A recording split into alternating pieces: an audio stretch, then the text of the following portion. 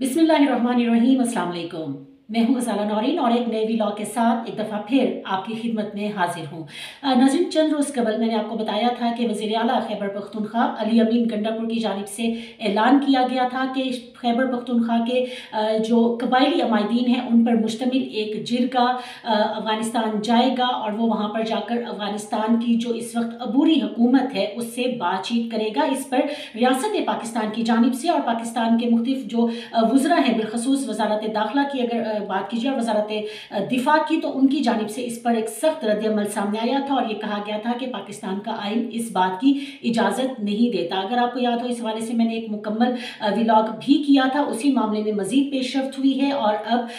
कबायली अमायदीन पर मुश्तमिल एक जिरगा काबुल जाने के लिए बिल्कुल तैयार है। कौन कौन इस जिरगे में शामिल है और कौन से एजेंडे के तहत जा रहा है, बातचीत क्या होगी उस दौरान और बातचीत के लिए क्या पॉइंट्स मुरतब किए गए हैं, इस हवाले से आज की वीडियो में बात करेंगे। और फिर बात करेंगे कि जी कंधार में खुफिया मकाम पर एक अहम इजलास तलब किया गया है। इजलास तो तलब किया है तालिबान रहनुमा हैबतुल्लाह अखुंज़ादा की जानिब से। कौन कौन शिरकत कर रहा है, इस खुफिया इजलास का एजेंडा क्या हो सकता है और इसे इतनी ज़्यादा अहमियत क्यों दी जा रही है, इस हवाले से बात करेंगे। और फिर आपको ये बताऊंगी कि एक दफ़ा फिर अमन दुश्मनों की जानिब से, मुल्क दुश्मनों की जानिब से, दहशतगर्दों की जानिब से पाकिस्तान के अमन पर वार करने की कोशिश की गई। सिक्योरिटी फोर्सेस ने बर वक्त और मौसर कार्रवाई करते हुए इस कोशिश को नाकाम बनाया और इसी कोशिश के दौरान दहशतगर्दों का बहादुरी से मुकाबला करते हुए 18 जवान भी वतन पर कुर्बान हुए, जबकि गुज़िश्ता 24 घंटों के अंदर बलूचिस्तान में 24 दहशतगर्दों को भी जहन्नुम वासिल किया गया है सिक्योरिटी फोर्सेस की जानिब से। इस हवाले से भी आपको आगाह करूंगी। तो सबसे पहले जी बात करेंगे कबायली जिरगा जो कि काबुल जाने के लिए तैयार है। सबसे पहले मैं आपको ये बता दूं कि आपको याद होगा कि सबसे पहले अक्टूबर में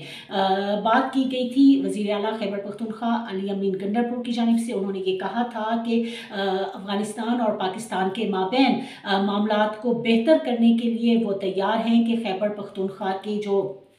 काबीना है और जो कबायली अमायदीन हैं उन पर मुश्तमिल एक जिरगा अफ़गानिस्तान रवाना किया जाए। उस वक्त तो उन्होंने जैसे में ये बात की थी और फिर ये मामला ख़त्म हो गया था, लेकिन गुज़िश्ता साल दिसंबर में ही एक दफ़ा फिर अली अमीन गंडापुर की जानिब से ये कहा गया कि वो ये चाह रहे हैं कि जो कबायली अमायदीन हैं और इसके साथ जो खैबर पख्तूनख्वा की काबीना है उन पर मुश्तमिल एक जिरगा अफ़गानिस्तान भेजा जाए जो कि अफ़गान अबूरी हुकूमत से बातचीत करेगा और दोनों ममालिक के माबैन जो मामलात हैं उनको हल करने के लिए अपना किरदार अदा करेगा। जैसे ही अली अमीन गंडापुर की जानिब से ये बयान सामने आया था तो कौमी असम्बली के इजलास में जो वज़ीर दिफा हैं ख्वाजा आसिफ, उनकी जानिब से और वज़ीर दाखिला मोहसिन नकवी साहब की जानिब से बड़ा वाज़े और दो टोक मौक़िफ़ दिया गया था और जिसमें ये कहा गया था कि आईन पाकिस्तान इस बात की इजाज़त नहीं देता कि कोई भी सूबाई हुकूमत किसी दूसरे मुल्क के साथ जो दो तरफ़ा मुज़ाकरात हैं जो वफाकी हुकूमत की सतह पर होने चाहिए वो खुद करे या इस हवाले से ऐलान करे या इस हवाले से कोई इक़दाम करे। तो वज़ीर आला अली अमीन गंडापुर का न सिर्फ ये कि ये ऐलान, बल्कि अगर वो ये करते भी हैं तो ये इक़दाम आईन पाकिस्तान की सरासर खिलाफ वर्जी होगी। तो अब बाकायदा ये बताया जा रहा है सोर्सेस की जानिब से कि ये जो कबायली जिरगा था ये काबुल रवानगी के लिए अब मुकम्मल तौर पर तैयार है और बताया ये जा रहा है कि जी जो खैबर पख्तूनख्वा के कबायली अमायदीन हैं वो इसमें शामिल होंगे। काबीना का कोई बंदा जा रहा है यानी, अगरचे इससे कबल अली अमीन गंडापुर ने ये ऐलान किया था कि कबायली जो वफाकी काबीना जो खैबर पख्तूनख्वा की सूबाई काबीना है उसके अरकान भी इसमें शामिल होंगे, लेकिन अभी तक उनका कन्फर्म नहीं हो पा रहा। लेकिन ये कन्फर्म है कि जिरगा अगले कुछ दिनों में काबुल के लिए रवाना हो सकता है। जिरगा क्या बात करेगा जी, ये आप जानते हैं कि अगर तो ये जो कबायली अमायदीन पर मुश्तमिल जिरगा है, अगर तो ये जा रहा है कलदम टीटीपी के हवाले से बात करने के लिए, तो एक बड़ा सवाल ये है कि क्या जो अफ़गान अबूरी हुकूमत है, अफ़गान तालिबान पर मुश्तमिल है, क्या वो इतने अहम और सेंसिटिव मौजू पर एक सूबाई हुकूमत की जानिब से भेजे गए कबायली अमायदीन पर मुश्तमिल जिरगे से बात करेगी। और अगर ये बातचीत हो भी जाती है और ये मामला किसी हतमी नतीजे पर पहुँच सकता है तो क्या वफाकी हुकूमत उस पर अमल करने की पाबंद होगी, और क्या सूबाई हुकूमत के साथ किए गए मामले पर या किए गई बातचीत पर अफगान अबूरी हुकूमत भी कायम रह पाएगी या नहीं, क्योंकि इससे कबल हमने देखा था कि जो अफगान तालिबान पर मुश्तमिल अबूरी हुकूमत है ये मुतअद्दिद दफ़ा अपने ही किए गए वादों से मुंह मोड़ चुकी है, अपने वादे पूरे नहीं किए पाकिस्तान से, और जो दुनिया भर से वादे पूरे करके अफगान अबूरी हुकूमत ने इंतज़ाम संभाला था अफगानिस्तान का, उस पर अभी तक वो अमल पैरा नहीं हो सके हैं। आप जानते हैं कि इस वक्त सबसे बड़ा जो मसला था उस पर और बातचीत भी की जा रही थी वो वही था कलदम टीटीपी की पनाहगाहें। तो कुछ अर्सा कबल एक खबर इतला ये भी सामने आई थी कि जो कलदम टीटीपी के रहनुमाओं के पाकिस्तान के अंदर मौजूद अहले खाना है या जो उनके फैमिली मेम्बर्स हैं या जो रिश्तेदार हैं, और आप जानते हैं कि एक बहुत बड़ी तादाद ऐसे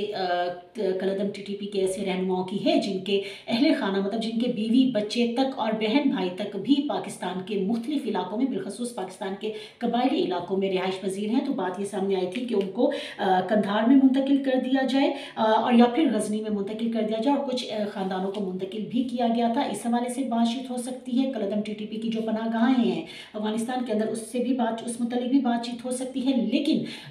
फिर भी सवाल यही होता है कि उस पर अमल दरामद के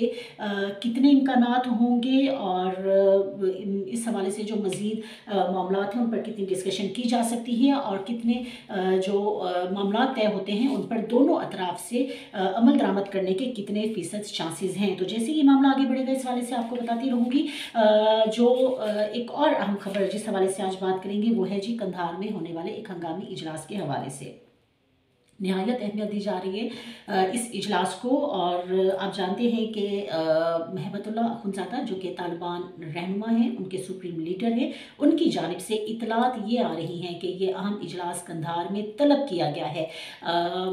कब होगा इस हवाले से अभी कोई हतमी इतला नहीं है, बट जो मुझे मेरे सोर्सेस ने बताया है कि अगले 48 से 72 घंटों के अंदर कंधार में किसी खुफिया मकाम पर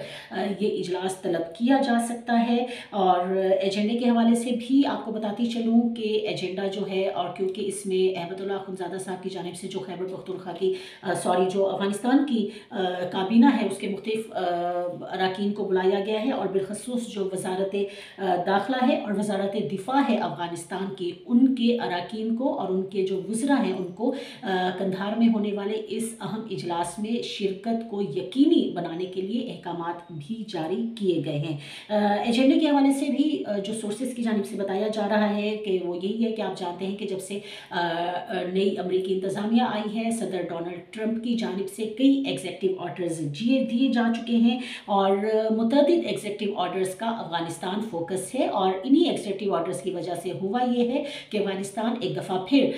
न सिर्फ ये कि इंटरनेशनल मीडिया की नज़रों में आ गया है, इंटरनेशनल मीडिया पर बहुत ज़्यादा हाईलाइट किया जा रहा है, बल्कि मुख्तलिफ हवालों से अफ़गानिस्तान के मामलात को लेकर बातचीत भी हो रही है। और मैं यहाँ पर आपको याद दिलाती चलूँ कि जब सदर ट्रंप अपनी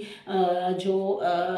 प्रेसिडेंशियल स्पीचेस कर रहे थे उस दौरान भी उन्होंने ये कहा था कि जो बग्राम एयरबेस है वो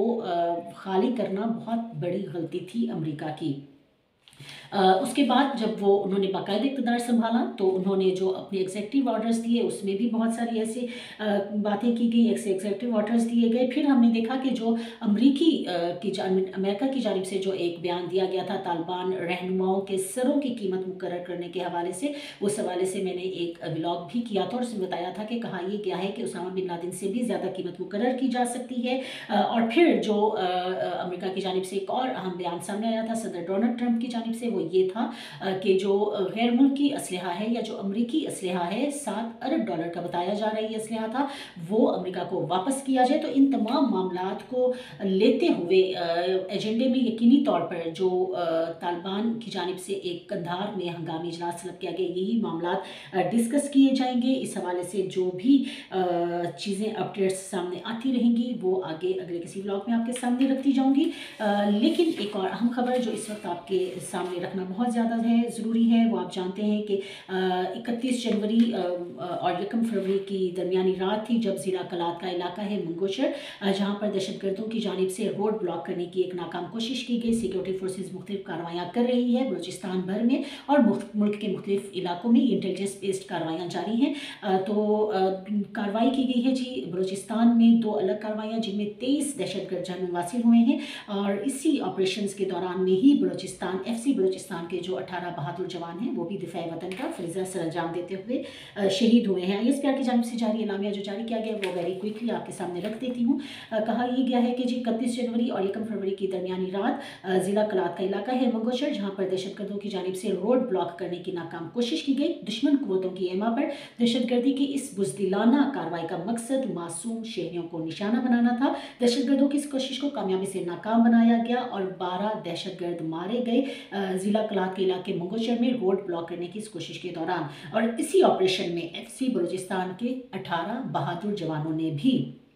जामे शहादत नोश किया। उसके बाद जब ज़िला कलात में दहशतगर्दी की ये घिनौनी कार्रवाई हुई तो बलूचिस्तान भर में इंटेलिजेंस बेस्ड ऑपरेशन शुरू किए गए और ISPR की जानिब से बताया गया है कि ऐसे ही एक इंटेलिजेंस बेस्ड ऑपरेशन में 1 फरवरी को ज़िला हरनाई में ऑपरेशन किया गया, जिसके दौरान सिक्योरिटी एहलकारों ने दहशतगर्दों के ठिकानों को मौसर अंदाज में निशाना बनाया। मुतअद्दिद जो ठिकाने हैं दहशतगर्दों के वो तबाह भी कर दिए गए और इसी दौरान में ही ज़िला हरनाई में किए गए ऑपरेशन के नतीजे में 11 दहशतगर्दों को भी मारा गया है। इसके साथ ही एक दफ़ा फिर तर्जुमान अफवाज पाकिस्तान की जानिब से इस अज़्म का अदा किया गया है कि ये क्लियरेंस ऑपरेशंस उस वक्त तक जारी रहेंगे जब तक इस घिनौने और बुज़दिलाना फेल के मुर्तकिब अनासिर और सहूलतकारों को इंसाफ के कटहरे में नहीं लाया जाता। सिक्योरिटी फोर्सेस कौम के साथ मिलकर बलूचिस्तान और पाकिस्तान से दहशतगर्दी की लानत के खात्मे के लिए पुरअज़्म है। ये कहा गया है जी तर्जुमान अफवाज पाकिस्तान ISPR की जानिब से। आज के लिए इतना ही, मुझे इजाज़त दीजिए इस दुआ के साथ कि आप जहाँ रहें खुश रहें सलामत रहें और इस रिक्वेस्ट के साथ कि मुझे भी अपनी दुआओं में याद रखिएगा। अल्लाह हाफिज़। पाकिस्तान जिंदाबाद।